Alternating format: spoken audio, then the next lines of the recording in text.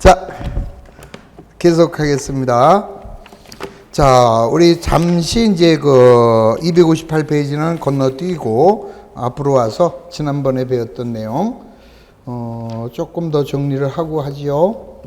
자, 지난번에 218페이지에 거기 통제 계정하고 임명 계정 여기서부터 할 건데, 통제 계정, 임명 계정은 아직 안 하셔도 돼요. 이거는 뭐냐면은 나중에 이제 그 거래처가 많다 보면 우리가 이제 상품을 외상으로 팔게 되면 외상 매출금에다가 기록을 하게 되죠. 그러면 거래처가 예를 들어서 5군데다. 그러면은 여기는 하나밖에 없잖아. 여기는 하나밖에 없으니까, 자, 예를 들어서 A 상에다가 10만 원을 외상으로 팔았고, B 상에다가 20만 원을 팔았고, C 상에다가 30만 원을 팔았다.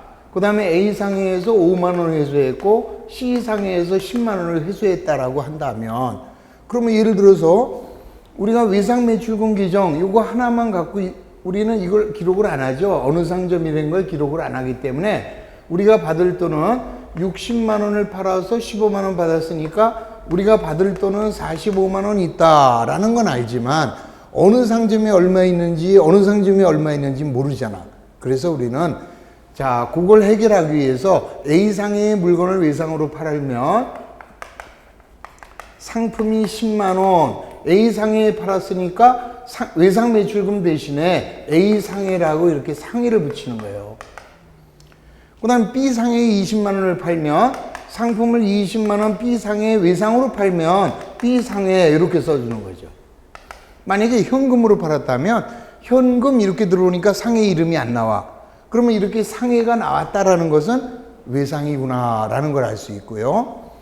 그러면은 다음에는 C상해에다가 30만 원을 외상으로 팔았으면 이런 식으로 기록이 되겠네. 그 다음에 A상해에서 5만 원을 현금으로 받으면 현금이 5만 원 들어오면서 A상해가 5만 원 이렇게 없어지고, C상해에서 10만 원을 회수했으니까 현금이 10만 원 들어오면서 C상해 10만 원 이렇게 기록을 해주게 되면, 자, 우리 아까 외상 매출금으로 안 하고 이렇게 하게 되면은 상해가 A상해 나오고 B상해 나오고 C상해 나오고 이렇게 나오겠네.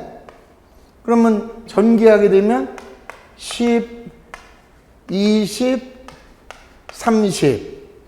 그 다음에 A에 5만 원, C에 10만 원 이래 버리면 A한테 받을 게 5만 원이 있고 B한테 받을 게 20 있고 C한테 받을 게 20 있구나 이렇게 알 수 있겠죠. 편하겠네, 그죠?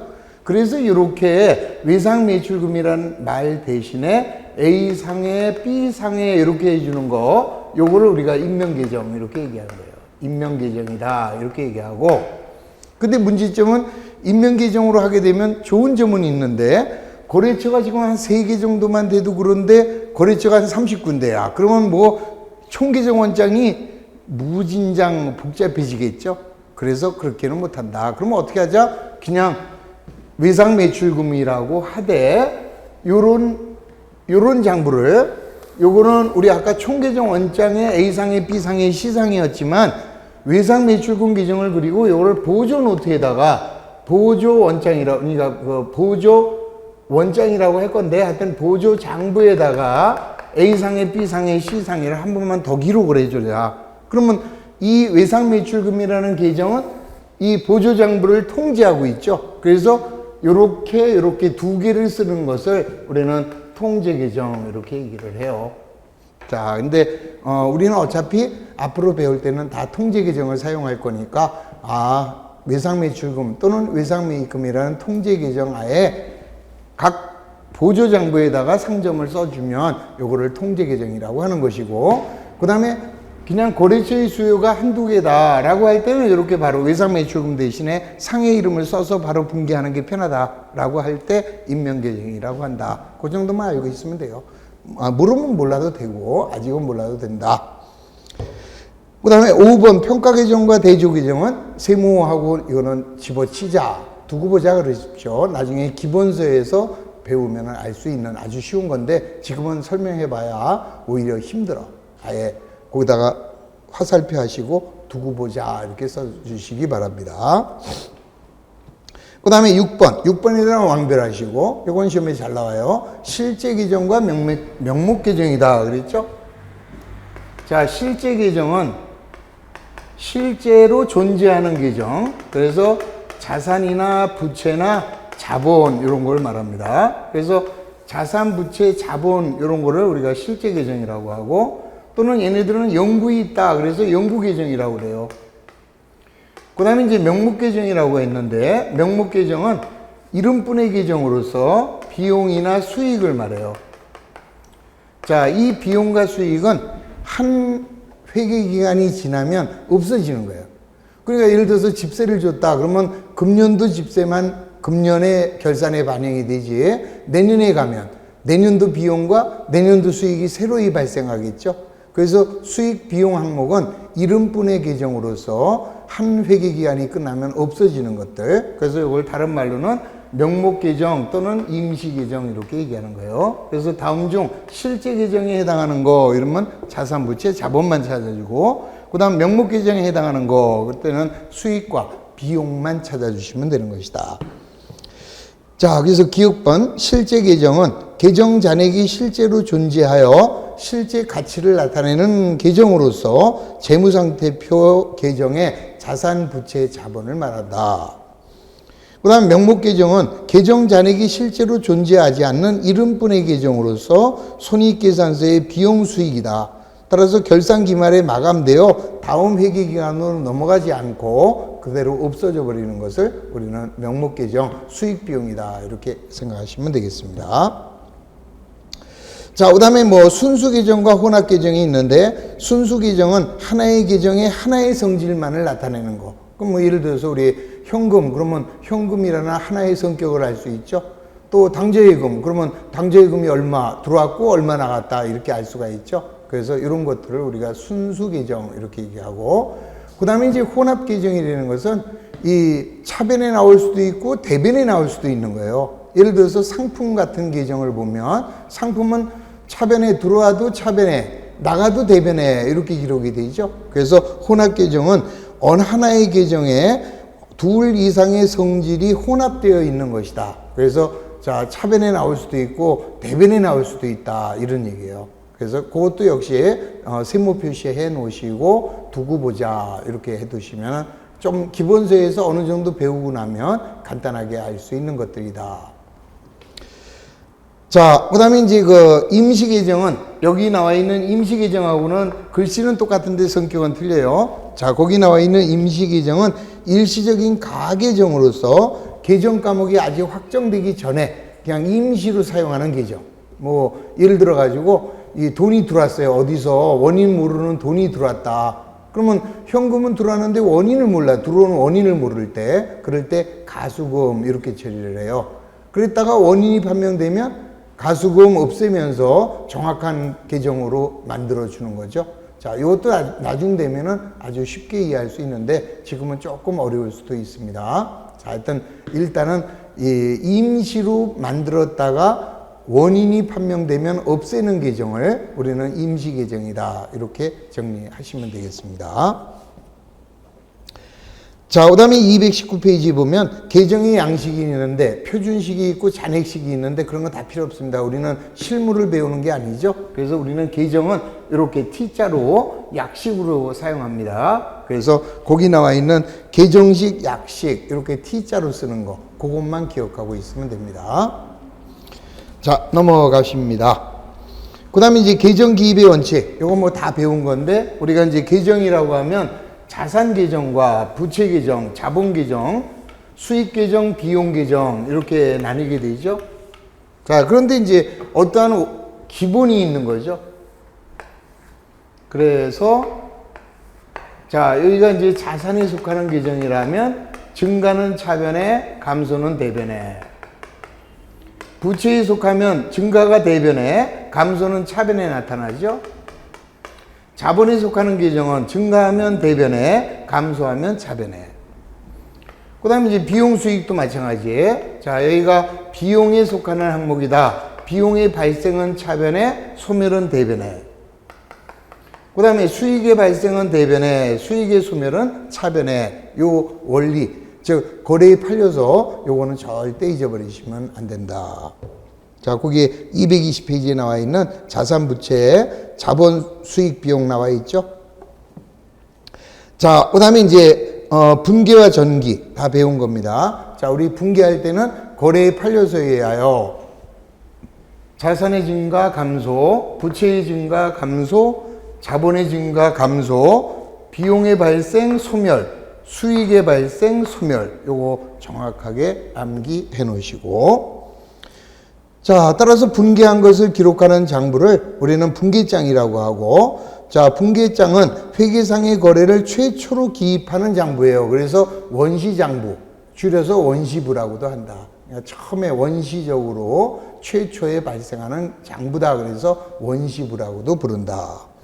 근데 이제 오늘날은 이 분기장 사용하는 기업은 하나도 없어요. 전부 다 뭘로 합니까? 전표로 하죠. 자, 전표를 사용하게 된다.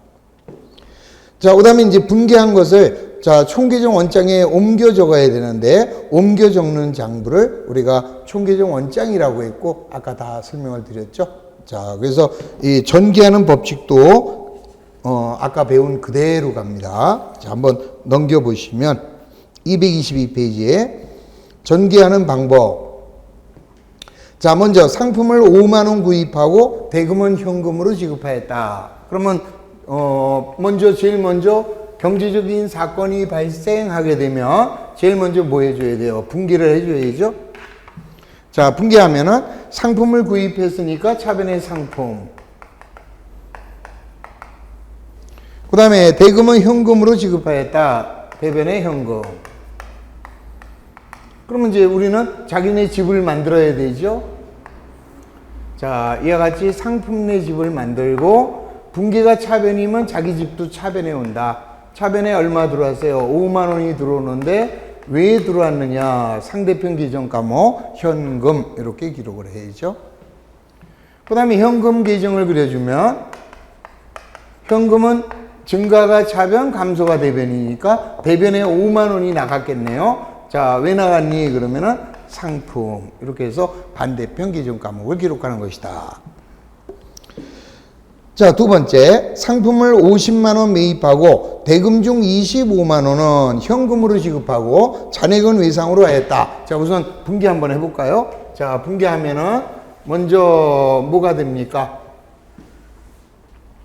상품을 매입했으니까 상품이 50, 대금 중 25만 원은 현금으로 지급하였다. 그러면 현금이 25만 원이 나가고 잔액은 외상으로 하였다. 그랬으니까 외상 매입금이 되겠죠? 외상 매입금이 25만 원. 이렇게 해서 이제 분기가 되면 계정에 그려야 돼요. 상품 내 계정에 그려주고, 그 다음에 현금 계정 그려주고, 그 다음에 외상 매입금 계정 그려주면 되죠. 이렇게 그려주고, 자, 먼저 상품 계정 차변에 50만 원이 들어왔네. 자, 여기서 중요한 것은 상품이 50만 원 들어왔는데 왜 들어왔니? 그러면은 상대방 계정 과목을 써야 되는데 상대편 계정 과목이 2개 이상이네요. 그럴 때는 여러 개가 앉았다. 그래서 제좌라고 씁니다. 그러니까 제좌라고 하는 것은 여러 개가 앉아 있다 이런 소리예요. 그래서 상대편 계정 과목이 2개 이상일 때는 제좌로 기록하시면 된다. 그 다음에 자, 현금이 나갔네요. 현금 계정에는 25만 원이 나갔고 상대편 계정 과목 써야 되니까 상품. 외상 매입금도 대변에 25만 원이 감소됐고 상대편 계정 과목은 상품. 이렇게 기록하면 자, 분기와 전기 모두 끝난 거죠. 자, 상대편 계정 과목이 2개 이상일 때는 제좌로 기록하는 것이다. 자, 그 다음에는 이제 222페이지에 회계장부. 여기다도 완별하시고, 자, 이것도 이제 우리 시험에는 잘 나오는데, 뭐, 역시 열심히 공부할 거 없어요. 몇 가지 요령만 기억하시면 된다. 자, 먼저, 회계를 기록하는 노트. 요거를 우리가 장부, 이렇게 얘기하고, 이 장부는 크게 두 가지가 있어요. 주요부하고 보조부로 나눕니다. 주요부라는 것은 중요한 장부다 이 소리예요. 중요한 장부. 그 다음에 보조하는 장부. 그래서 주요부, 보조부 이렇게 나누고, 자, 어떤 장부가 중요하냐 그러면은 어떤 거래가 발생을 하든 하나도 빼놓지 않고 기록하면은 중요한 장부가 되겠네. 그러면 어떤 거래가 나오든 하나도 빼놓지 않고 기록하는 게 딱 두 가지가 있죠. 분계장과 총계정원장. 그러니까 거래가 발생하면 무조건 분계장에 기록을 하고, 분계장에 기록한 것은 자기네 집으로 옮겨 적어요. 총계정 원장으로 옮겨 적지. 요거를 우리는 주요부라고 하는 거고.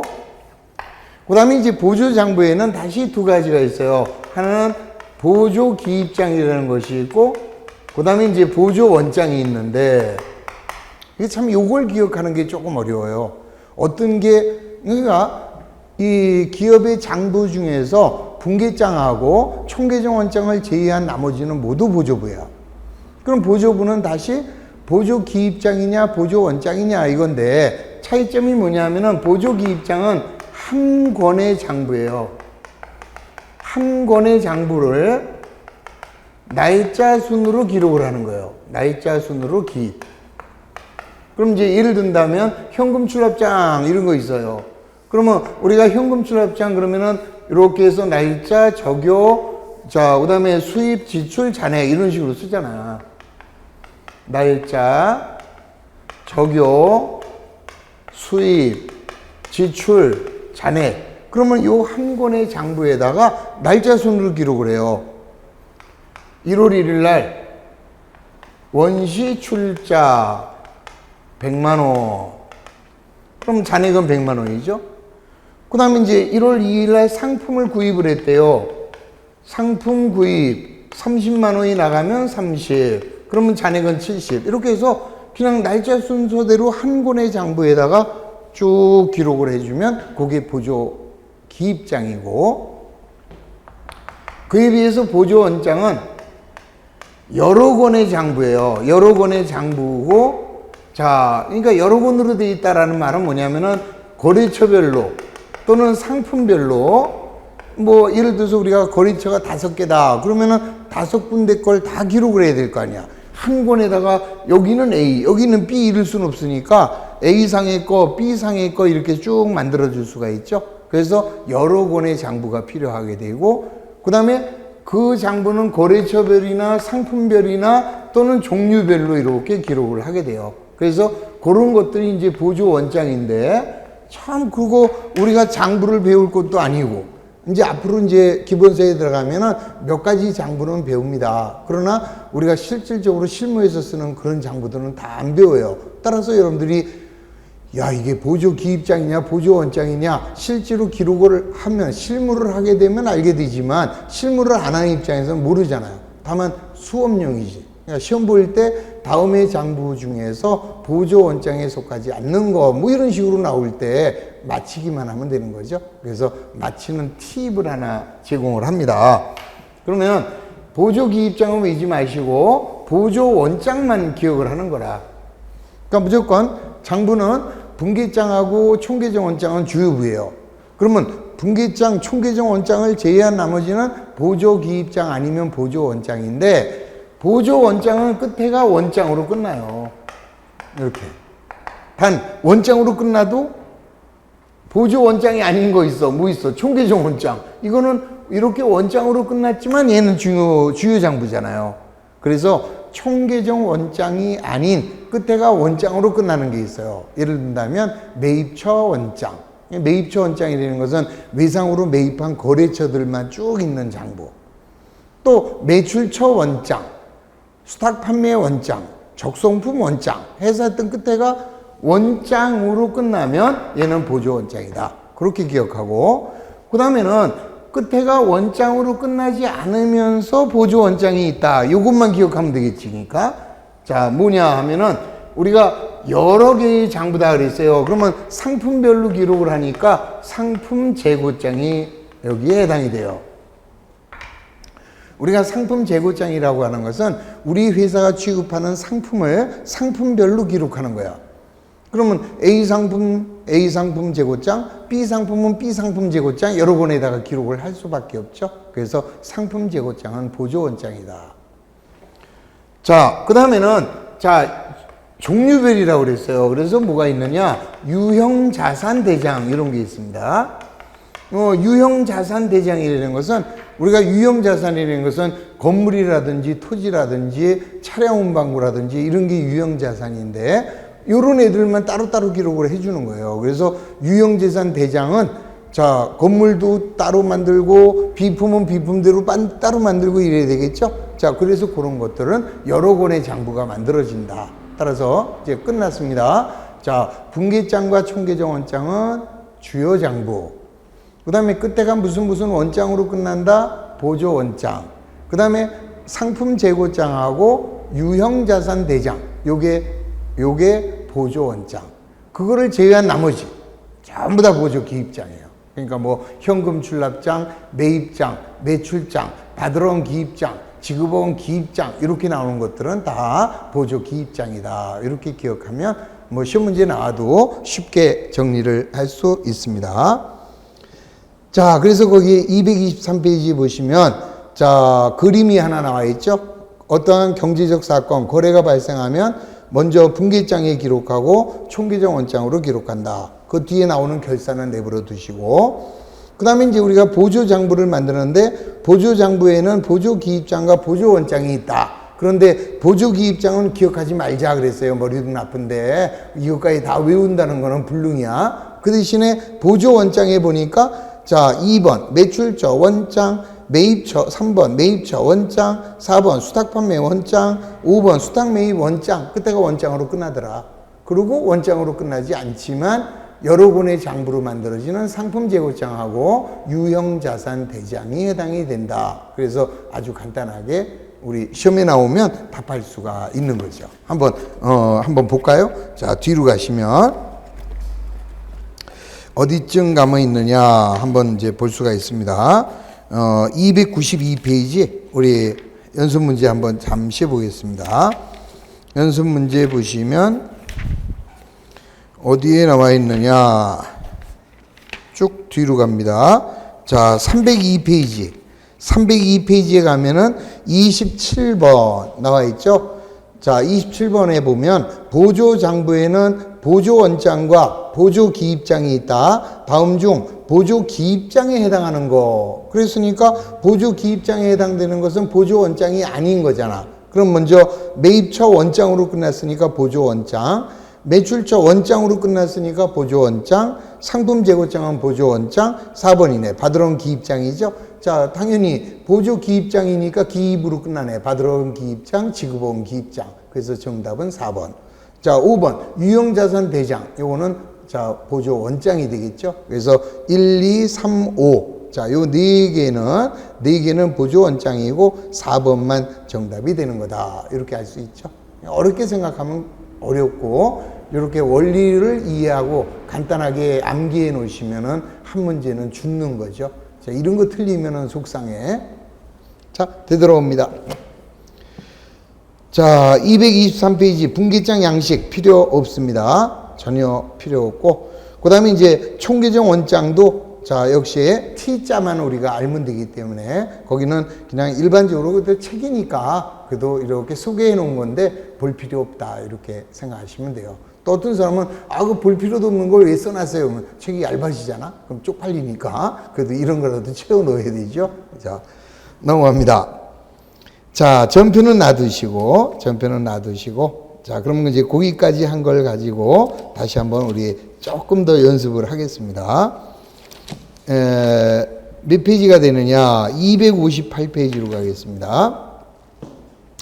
258페이지에 보니까 문제 11번. 다음의 거래를 분기한 후 전기하여 시산표를 작성하자. 이렇게 나왔죠? 이 문제를 가지고 이제 우리가 이 마무리를 할 거예요. 뭐 시작도 안 했는데 벌써 마무리냐 그러는데 마무리 해야지 뭐. 그게 무슨 내용이냐라고 한다면 자, 우리가 이제 지금까지 배운 것만 정리를 합시다. 배운 거를 정리하면, 자, 다음에 거래를 분기하고 전기하는 것까지는 배웠잖아. 그럼 우리는 심심하니까 분기하고 전기 한번 해보자고요. 1월 1일 날 현금 400만 원과 상품 300만 원을 출자하여 영업을 개시하였다. 자, 그럼 이제 먼저 분기를 해보세요. 1월 1일 날 현금이 얼마? 400. 그 다음에 상품이 300. 영업을 개시했대요. 자본금이 700. 끝났죠? 자, 이렇게 이제 우리가 분기를 했으면 그 다음에는 뭐를 해줘야 돼요? 전기를 해줘야지. 그러면 이제 제일 먼저 현금 계정을 이렇게 그립니다. 자, 먼저 현금 계정을 그리면 1월 1일 날 상대편 계정 과목 자본금이고 금액은 자기 금액 400이죠? 현금은 400이 들어왔으니까. 자, 그 다음에 이제 뭐 있어요? 그 다음에는 상품 계정을 그립니다. 상품은 차변에 1월 1일 날 상대편 계정 과목 자본금으로 300. 그 다음에 이제 자본금 계정이 나왔죠? 자, 자본금 계정 또 그려줍니다. 그러면 자본은 대변에 있네요. 7월 1일 날 자본은 얼마 늘어났어요? 700만 원이 늘어났는데 상대편 계정 과목은 2개네. 자, 상대편 계정 과목이 2개 이상일 때는 제좌. 이렇게 기억을 했습니다. 끝. 자, 그러면 이제 우리 이제 회계를 공부한 사람들은 출근해요. 출근해서 거래가 발생하면 분기를 하고 요거를 자기네 집으로 전기를 하고 그리고 퇴근하면 돼요. 자, 분기하고 전기하고 퇴근하고 얼마나 좋아? 그리고 월급날은 월급 받고 아주 좋죠? 자, 1월 7일 날 업무용 가구 50만 원을 현금으로 지급하고 구입하였다. 그럼 이제 7일 날 출근했어요. 그러면 1월 7일 날 비품이겠지? 자, 1월 7일 날 업무용 가구니까 비품이고 50만 원을 현금으로 사왔대네요. 그러면 현금이 50. 자, 그 다음에 이제 분기했으니까 전기합니다. 무슨 계정 그려야 돼요? 비품 계정 그려야지. 비품 계정 차변에는 1월 7일 상대 계정은 현금 50. 그 다음에 이 현금이 나갔으니까 대변입니다. 대변에 1월 7일 날 상대편 계정 과목 비품이 50. 그러면 1월 7일 날도 이제 뭐 하면 돼요? 퇴근하면 돼. 자, 퇴근하면서 참이슬 먹는 거는 자유. 그거 시험에 안 나와요, 그거는. 자, 1월 14일 날 상품을 80만 원 매입하였다. 그러면 상품을 매입했으니까 상품이라는 자산이 증가한다. 자, 상품은 얼마가 늘어났어요? 80. 자, 대금 중 40만 원은 현금으로 줬대요. 현금이 40. 그 다음에 나머지 잔액은 외상으로 했다. 그러면 상품을 외상으로 사왔으니까 외상 매입금. 끝. 자, 그럼 이제 분기했으면 다음에 전기합니다. 전기하면 상품 계정 차변에는 1월 14일 날 80이 늘어났는데 상대편 계정 과목은 2개 이상이니까 제좌. 이렇게 기록을 해야죠. 현금이 나갔습니다. 현금 계정 대변에는 1월 14일 날 왜 나갔니? 그러면 상품으로 40. 그 다음에 이제 외상 매입금이 나왔네요. 자, 외상 매입금 계정을 또 그려주면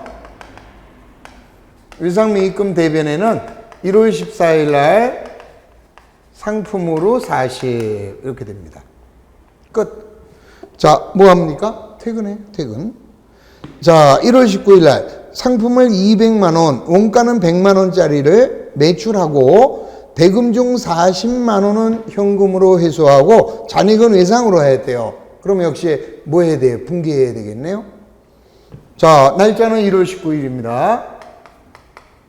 상품이 나갔으니까 상품인데 얼마짜리가 나갔습니까? 100만 원짜리가 나갔어요. 원가로 기록을 해야죠. 자, 100만 원의 상품을 얼마에 팔았다? 200만 원에 매출했어요. 그러면 100만 원짜리 상품이 나갔고 돈은 200을 받아야 되는데 40만 원은 현금으로 회수했다. 그럼 얼마 더 받아야 돼요? 160만 원을 더 받아야지 200이 팔았으니까. 그런데 나머지 잔액은 외상으로 했대요. 그럼 내가 받을 권리가 생겼네. 그랬을 때 여기다가 외상 매출금 이렇게 하면 끝난 거다. 자, 그럼 이제 다 끝났죠? 아니야. 가장 중요한 게 뭐예요? 우리는 경제적 사건이 발생하면 차변과 대변으로 이중 기록하는데 그 차변 합계 금액하고 대변 합계 금액이 같아야 된다 그랬잖아. 근데 여기는 200인데 여기는 100만 원밖에 안 나오잖아요. 왜 그랬을까? 100만 원짜리를 200에 팔았으니까 100만 원 벌었어요. 그래서 여기에 상품 매출 이익이라는 수익이 100만 원 이렇게 발생하게 되는 거죠. 이렇게 해서 어떠한 경제적 사건이 생기더라도 차변의 합계 금액과 대변의 합계 금액은 언제나 일치해야 한다. 그걸 뭐라 그래요? 대차평균의 원리. 자, 이제 분기했으면 전기합니다. 그러면 현금 계정 차변에는 1월 19일 날 현금이 얼마 늘어났어요? 40만 원 늘어났는데 상대편 계정 과목은 2개 이상이네. 그러면 제좌. 자, 그 다음에 이제 외상 매출금입니다. 자, 외상 매출금 계정을 또 그려줘야죠. 외상 매출금 계정에 차변에 1월 19일 날 상대편 계정 과목은 2개 이상이네요. 제좌 얼마? 160. 그 다음에 상품이 나갔으니까 상품 계정 대변에는 1월 19일 날 100만 원이 나갔는데 2개네요. 제좌 100만 원. 그 다음에 이제 상품 매출 이익이 나왔으니까 또 그립니다. 여기다가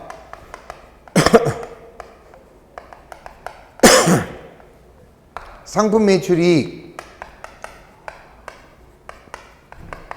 제좌 100만 원 이렇게 기록을 해요. 끝. 자, 1월 23일 날 외상 매출금 130만 원을 현금으로 회수하였다. 자, 그러면 현금이 들어왔네요. 1월 23일 날 현금이 130. 그 다음에 외상 매출금이 130. 이렇게 해서 자, 어떠한 경제적 사건이 발생하면 분계를 하고 그 다음에 전기를 하는 거죠. 자, 그럼 이제 현금 계정에 현금 계정 차변에 1월 23일 날 자, 상대편 계정 과목 외상 매출금이 130 이렇게 해서 끝났다. 항상 우리는 이제 먼저 뭘 생각해야 돼요? 어떠한 경제적 사건이 발생을 하면 분계를 하고 분계한 것은 자기네 집으로 옮겨 적어야 되는 거다. 이렇게 생각하시면 되는 거죠. 자, 그런 거 기본적인 것만 잊어버리지 않으시면 돼요. 자, 1월 25일 날 종업원에 대한 급여 50만 원을 현금으로 지급하였다. 그러면 1월 25일 날 종업원에 대한 급여를 지급했으니까 급여라는 비용의 발생 현금으로 줬으니까 현금이라는 자산의 감소. 자, 그럼 이제 우리는 급여를 그려야 되겠네요. 없으면 만들어주는 거야. 참 좋아요. 집 없으면 우리는 참 집 하나 살려면 굉장히 그 골치가 아픈데 얘네들은 그냥 딱 생기면 집 한 채가 딱딱 생기죠. 자, 이 계정이 제일 좋아. 자, 1월 25일 날 상대 계정 과목은 현금이 50. 그 다음에 현금이 나갔으니까 현금 계정 대변에 1월 25일 날 급여로 50. 이렇게 해서 자, 어떠한 경제적 사건이 발생하면 분기하고 전기하고 퇴근하고 이렇게 계속되는 거예요. 자, 1월 29일 날 집세 40만 원을 현금으로 지급하였다. 그러면 이제 1월 29일 날 임차료네요. 집세를 지급하면 임차료 40. 현금으로 지급하면 현금이라는 자산의 감소 40. 이렇게 기록이 됐습니다. 그러면 이제 이번에는 임차료라는 계정 또 만들어줘야 되겠죠? 자, 이렇게 해서 임차료 차변에 1월 29일 날 상대편 계정 과목 현금 40 이렇게 기록하고, 현금이 나갔으니까 대변했습니다. 1월 29일 날 임차료로 40 이렇게 하고, 자, 분기하고 전기했으면 이제 모든 상황이 끝난 거예요. 이걸 이제 언제까지 하느냐? 그러면 지금 여기서는요, 지금 어떻게 되세요? 1월 1일부터 1월 29일까지 한 달이잖아, 한 달. 그러면 이게 만약에 진짜 기업 같으면, 실제 있는 기업이면 한 달 하는 게 아니죠. 한 회계 기간은 1년이다. 그러면 1년 동안의 모든 거래를 저렇게 분기하고 모든 거래를 자기네 집으로 이렇게 옮겨주는 거예요. 자, 그래서 1년 내내 분기하고 전기하고 분기하고 전기하면은 오늘이 이제 언제냐? 12월 31일이다 이거예요. 그러면 우리는 계산을 끝내자. 그게 결산이에요. 자, 다시 한번. 자, 우리가 실제 기업이라면 1월부터 12월까지니까 1월부터 12월까지라고 하면 우리가 엄청나게 많아서 칠판에 다 쓸 수 없잖아, 그냥. 그래서 우리는 그냥 편의상 우리 회사는 한 달에 한 번 결산을 한다라고 가정을 하는 거예요, 지금. 그러면 이제 한 회계 기간은 1월 1일부터 1월 31일 한 달이라고 보는 거야. 한 달 동안에 우리는 장사를 했어요. 그러면 한 달 동안에 있었던 모든 거래를 분기하고 자기네 집 총계정 원장으로 옮겼잖아, 이제. 그러면 우리는 한 달 동안에 경영을 잘했는지, 경영성과, 우리가 부기를 하는 이유가 뭐예요? 자, 장부를 기록하는 목적이 두 가지가 있었죠. 하나는 뭐야? 일정 시점의 재무 상태를 파악할 수가 있고, 두 번째는 뭐예요? 일정 기간의 경영 성과를 측정하려고 하는 거잖아. 그러면 우리가 장사를 잘했는지 못했는지, 또 현재 우리 회사의 자산은 얼마고 부채는 얼마고 자본은 얼마인지 이런 걸 알고 싶다 이 소리죠. 그러려면 뭐 해야 돼요? 장부를 마감해야 되겠죠. 장부를 마감하는 것을 결산이라고 한다.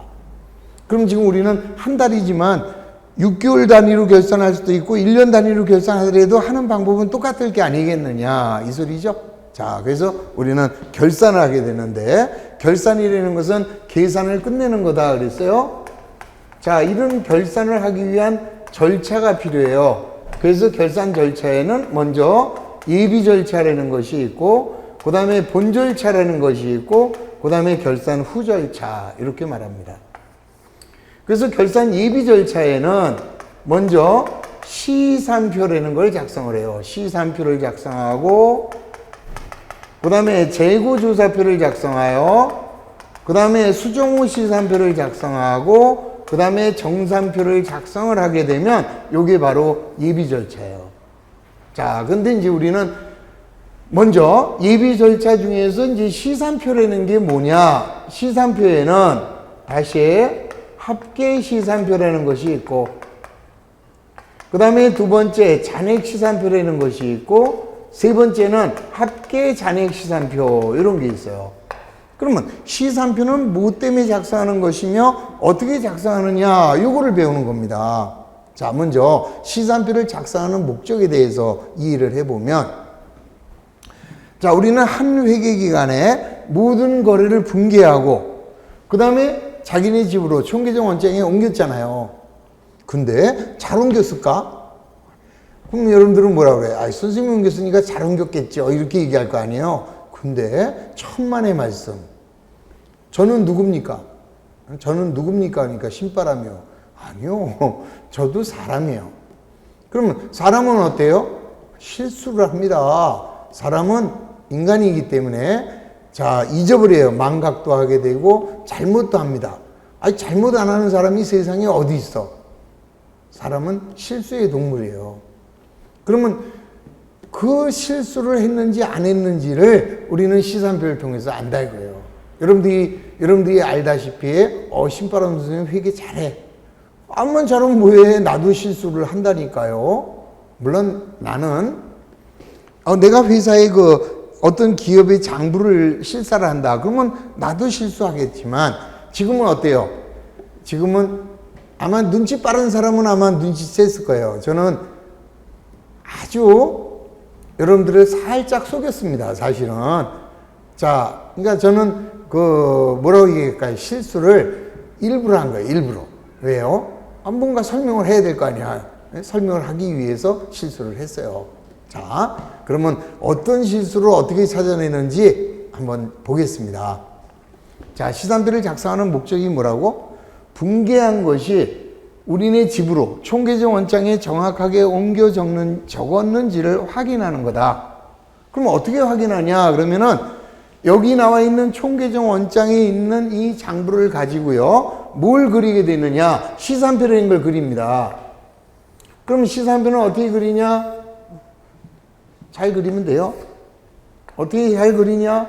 하면 돼요. 자, 여기다가 시산표라고 하고 가운데는 계정 과목이에요. 그 다음에 왼쪽은 차변, 오른쪽은 대변입니다. 이렇게 만들어 놓고, 자, 우선 현금이 나와 있잖아, 거기. 그러면 현금 계정에, 자, 이게 만약에 시산표가 합계 시산표라면 합계 시산표라고 쓰고, 저기 나와 있는 총계정 원장에 있는 합계를 갖다 써주는 거예요. 그럼 현금 계정의 차변 합계가 얼마냐? 400만 원하고, 그 다음에 570이네. 차변 합계는 570. 그 다음에 대변 합계는 얼마가 되나요? 180. 자, 대변의 합계는 180. 끝. 그 다음에는 현금 밑에 뭐 있을까? 상품. 상품은 차변 합계가 380만 원. 대변의 합계는 100만 원. 자, 그리고 원래 순서는 자산부터 써주는 거야. 그리고 이제 자산 중에서도 당좌자산, 재고자산 그런 걸 써야 되는, 아직 안 배웠잖아요. 그러니까 자산에 속하는 것만 우리는 지금 배울 때는 순서 없이 기록을 합시다. 그럼 자본금은 자본이니까 냅두고요. 비품 있네. 비품은 차변에 50. 대변 합계는 없으니까 통과. 자, 그 다음에 외상매입금은 부채니까 통과. 자, 외상매출금. 외상매출금은 차변 합계가 160. 대변 합계 없으니까 통과. 자, 그 다음에는 수익, 비용이니까 자산은 끝. 그 다음에는 이제 부채를 써야죠. 자, 부채는 외상매입금인데 차변에는 없고 대변 합계 40. 자, 부채 다 썼고요. 그 다음에 자본금. 자본금은 차변에 없고 대변에 700. 됐고. 그 다음에 수익, 상품 매출 이익. 상품 매출 이익은 대변에 100. 그 다음에 비용, 급여. 급여는 차변에 50. 끝. 그 다음에 임차료. 차변에 40. 대변에는 없고. 끝. 그럼 보세요. 하나, 둘, 셋, 넷, 다섯, 여섯, 일곱, 여덟, 아홉 개. 둘, 넷, 여섯, 여덟, 아홉 개. 다 끝났어. 그리고 여기에 차변 합계는 얼마고 대변 합계가 얼마인가 요걸 계산을 해보는 거예요. 그러면 차변 합계는 1290? 다시 570 1000만 원 1250. 차변 합계는 1250이고요.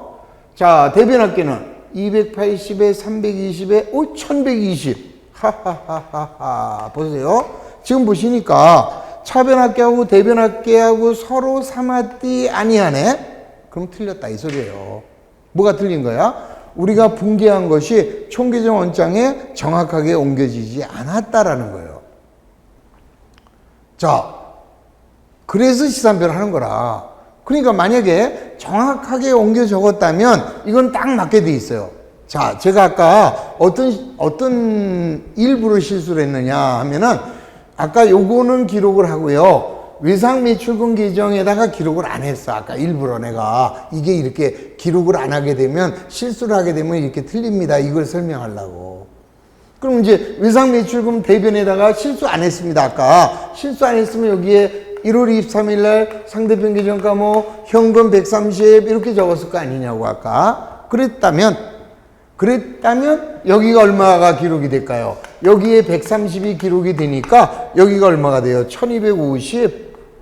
이렇게 해서 차변합계하고 대변합계가 맞을 거 아니냐고요. 그러니까 우리가 분계한 게 총계적 원장에 정확하게 옮겼다면 이 합계를 나타낸 시산표, 합계 시산표는 차변합계하고 대변합계가 같은 거예요. 같는 거야. 그러니까 자, 중요한 거는 뭐예요? 차변합계하고 대변합계가 같으면 우리는 일단 어떤 가정을 하는 겁니까? 우리가 분계한 것이 총계적 원장에 정확하게 옮겨 적었다, 이렇게 가정을 하는 거예요. 근데 물론 완벽은 아닙니다.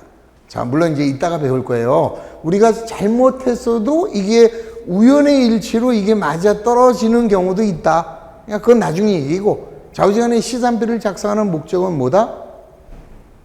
분계한 것이 총계적 원장에 정확하게 옮겨 적었는가를 확인하기 위함이다. 그러면 왜 이게 같아지는가를 봅시다. 같은 이유는 뭐냐면은, 보세요.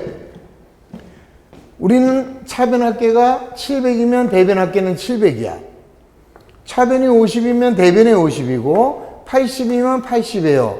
자, 여기가 200이면 여기도 200이고 130이면 130, 50이면 50, 40이면 40. 즉 하나의 거래가 발생하면 차변합계와 대변합계는 무조건 일치한다 그랬어요.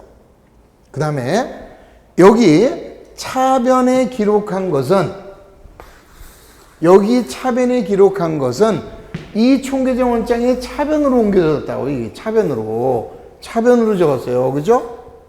그 다음에 여기 분계의 대변에 기록한 것은, 이 대변에 간 거는 이거 대변에다 기록을 했다고. 이 대변에다가 이렇게 기록을 했어요. 차변은 차변에다 기록을 하고 대변은 대변에 기록을 했잖아요. 그리고 자, 여기 차변에 기록된 것은 이 차변의 1로 집계가 됐고, 저기 대변의 금액은 1로 대변에 기록이 됐으니까 아무리 많은 거래가 온다 하더라도 차변합계 대변합계는 같아야 되는 거다, 이런 얘기지. 그거를 찾는 거예요. 그러니까 우선 시산표를 작성함으로써 우리는 뭘 알 수 있어요? 아, 우리가 분계한 것이 총계적 원장에 정확하게 옮겨졌는지 안 적어졌는지 알 수 있다. 나머지 부수적인 건 내버려 두고 우선 그것만 알자고요. 그래서 시산표에는 합계를 가지고 하는 합계 시산표하고, 그 다음에 일반적으로는 합계 시산표보다는 잔액 시산표를 더 많이 사용을 해요. 이 잔액 시산표는 어떻게 하느냐 그러면은, 잔액 시산표는 자, 차변합계가 지금 570이고 대변합계가 170이에요. 그러면 차변이 얼마큼 거야?